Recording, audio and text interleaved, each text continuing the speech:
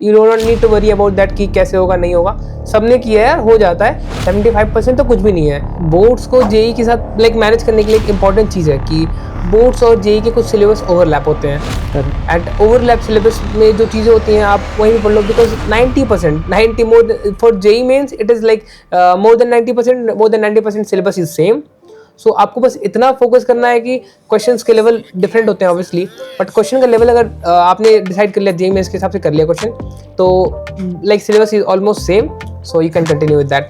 But या हमें एक चीज़ समझना पड़ेगा कि जो जेई होता है, जेई एक ऑब्जेक्टिव बेस्ड एग्जाम होता है, एंड जो हमारा बोर्ड्स होता है वो सब्जेक्टिव बेस्ड एग्जाम होता है। खैर अब तो बहुत चेंजेस आ गए हैं, अब तो असर्शन रीजन आ गया है, तो बच्चों के लिए तो और आसान हो गया है मोर देन 75% लाना।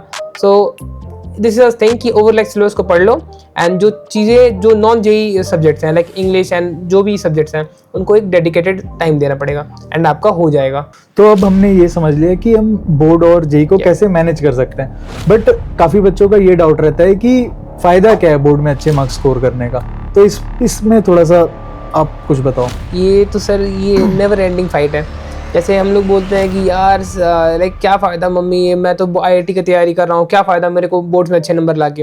बट फर्स्ट जो सबसे अच्छी चीज़ होती है, अगर आपने बोर्ड्स में अच्छे नंबर लाए, मोर देन 90% लाया, तो सोसाइटी कैसे आपको करती है, तो उससे कॉन्फिडेंस बूस्ट होता है, आपके पास एक बैकअप रहता है।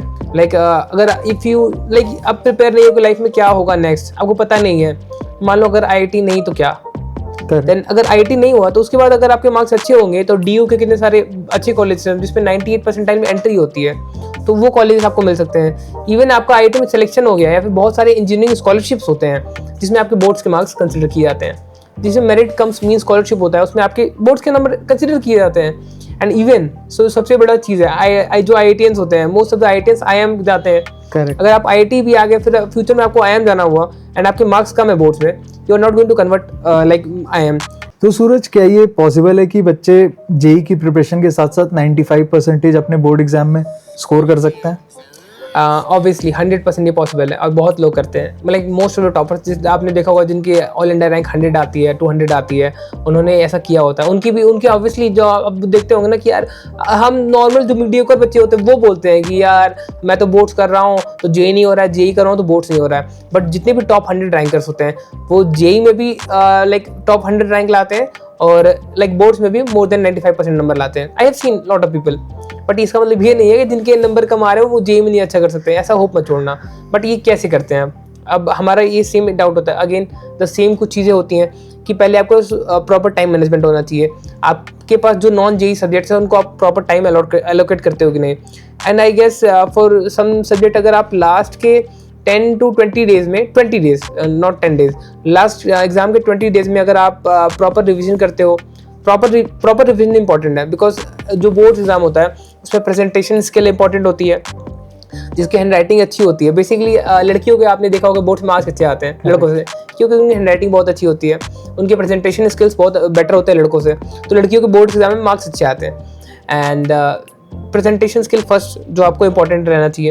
Second, revision, multiple times revision करोगे, बिकॉज आपने सुना होगा टीचर लिखे हुए टेक्स्ट बुक के लिखे हुए लाइन पे नंबर देता है। सो अगर आपको रिवीजन मल्टीपल टाइम्स रहेगा तो आपको एज इट इज वर्ड याद रहेंगे, तो आपके नंबर वहाँ पे अच्छे हो जाएंगे।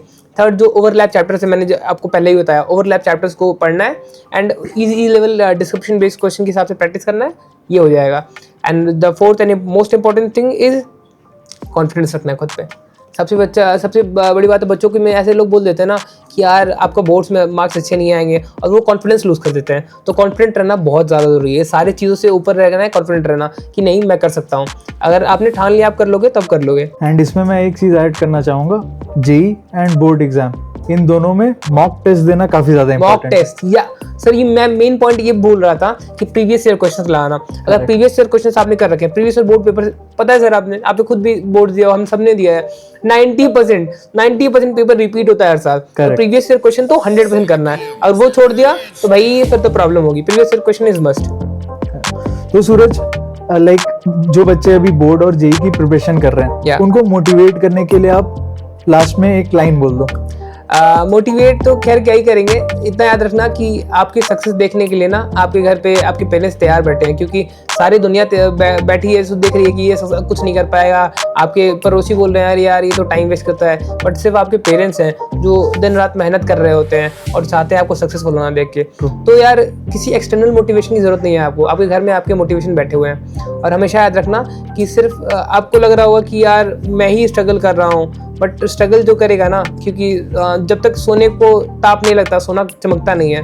तो सोना बनना है ना, चमकना पड़ेगा, लाइक चमकना है सोने की तरह, तो तपना पड़ेगा। एक बड़ी फेमस लाइन मैं अपने लिए कहता था जब मैं छोटा था कि सूरज जैसा बनना है तो सूरज जितना तपना होगा, नदियों से आदर पाना है तो पर्वत छोड़ निकलना पड़ेगा। एंड जेईई के स्टूडेंट्स अगर खुद को जलाना सीख गए, खुद अगर आपने आपको ना ये 2 साल आपने जला लिया, 2 साल आपने मेहनत कर ली, तो फिर याद रखना लाइफ टाइम आपके आने वाले 30-40 साल इतने स्मूथली बीतेंगे कि आपकी लाइफ का वो सबसे ब्यूटीफुल पल आपकी लाइफ में हर एक पल में आपको इस चीज का बेनिफिट आपको महसूस होगा। 100% सर। आज भी सर हम कभी बाहर जाते हैं, मेट्रो में कभी पकड़े जाते हैं या फिर बिना टिकट के भी कुछ पकड़े जाओ, ट्रेन में पकड़े जाओ इवन, तो अगर आप IIT दिल्ली की टी शर्ट पहने रहते हो तो सामने वाला लगता है यार बच्चा होगा, गलती हो गई होगी। सो IIT का टैग ओवरऑल आपके साथ कैरी होगा और आपको हर जगह बेनिफिट करेगा। एंड इसके साथ मैं एक बात कहना चाहूँगा कि हमारे यहाँ के ना लाइक जितने भी IITians होते हैं वो खास इसलिए होते हैं क्योंकि वो हार्डवर्क करना जानते हैं। बाकी IIT में कुछ खास नहीं है, यहाँ के बच्चों में खास है।